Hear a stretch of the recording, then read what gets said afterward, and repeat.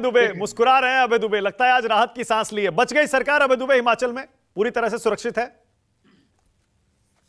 मानक जी, जहां जहां भी आपको कीचड़ दिखाई दे, भयावह कीचड़, वहां मान लीजिएगा ये भारतीय जनता पार्टी का कमल वहां मौजूद है। प्रजातंत्र को जितना गंदा कर सकते हैं उतना गंदा ये लोग कर रहे हैं। आप विचार कीजिए कि उत्तर प्रदेश से लेके कर्नाटक से लेके हिमाचल तक इनके पास संख्या नहीं थी, फिर भी उम्मीदवार उतारने का अर्थ क्या होता है? उम्मीदवार उतारने का अर्थ ये होता है कि खूब पैसा खर्च करो, विधायकों की खरीद फरोख्त करो और प्रजातंत्र पर कलंक लगा दो।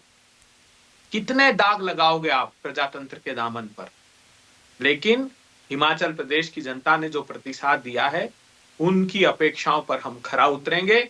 और आप देखिए क्या षड्यंत्र करने जा रहे थे, जानते हैं ये जो उत्तराखंड में किया था। उत्तराखंड को याद कीजिए, उत्तराखंड में भी इन्होंने ये किया था कि वहां एप्रोप्रिएशन बिल, जब बजट आ रहा था तो मोदी जी की कैबिनेट ने यह फैसला ले लिया कि वहां पर एप्रोप्रिएशन बिल पास नहीं हुआ है, इसलिए सरकार गिराई जाती।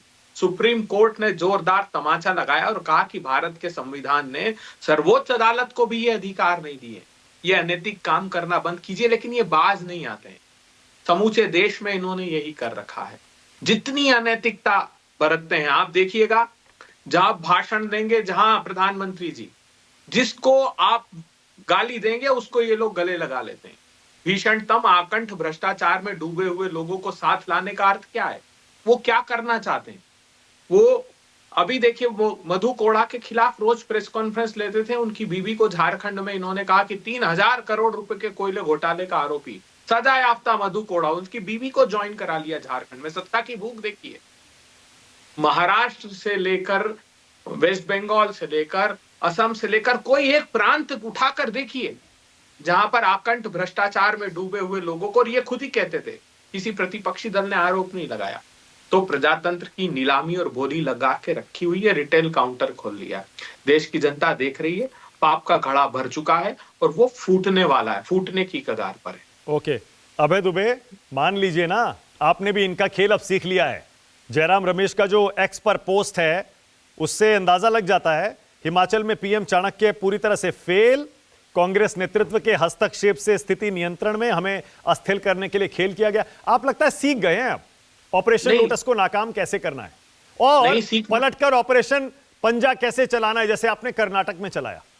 नहीं सीखना चाहते हैं, इस गंदगी में हम पढ़ना ही नहीं चाहते। हाँ। जनता निर्णय लेगी। आप विचार कीजिए, नड्डा साहब कौन से प्रांत से आते हैं? हिमाचल प्रदेश से। वहां से राज्यसभा नहीं लड़ाया क्योंकि जानते थे कि कभी एक आध भी विधायक खरीदने में कहीं कमी रह गई तो नड्डा साहब, जो पिछली बार इस प्रकार हिमाचल प्रदेश ने आईना दिखाया था, फिर आईना ना देखना पड़ जाए, इसलिए नड्डा साहब राज्यसभा से हिमाचल प्रदेश से नहीं गए। यकीन तो आपको भी नहीं था, पहले तो सोनिया जी का नाम हिमाचल से ही चल रहा था। सीएम ने कहा था सोनिया जी यहां से लड़े, पर वो लड़ी राजस्थान से। देखिए, सभी प्रांतों ने कहा, मध्य प्रदेश ने भी आग्रह किया था, आपने देखिए तेलंगाना ने भी आग्रह, सभी प्रांतों ने आग्रह किया था, अपने शीर्ष नेतृत्व के लिए करते हैं। मगर मैं ये पूछना चाहता हूं कि जब इनको इतना विश्वास था और वो भी टॉस से जीते, मतलब सिक्के की खनक से ही चुनाव जीता हिमाचल प्रदेश में, वहां पर भी खरीद लिए अपने विधायक, लेकिन ये संभव नहीं हो पाया। ये देश देख रहा है, पाप की अच्छा, सरकार सुरक्षित है ना अभय दुबे? आपकी हिमाचल की सरकार अब सुरक्षित है ना? प्रजातंत्र सुरक्षित है जब तक कांग्रेस की सरकार वहां पर है, ये मानकर चलिए आप।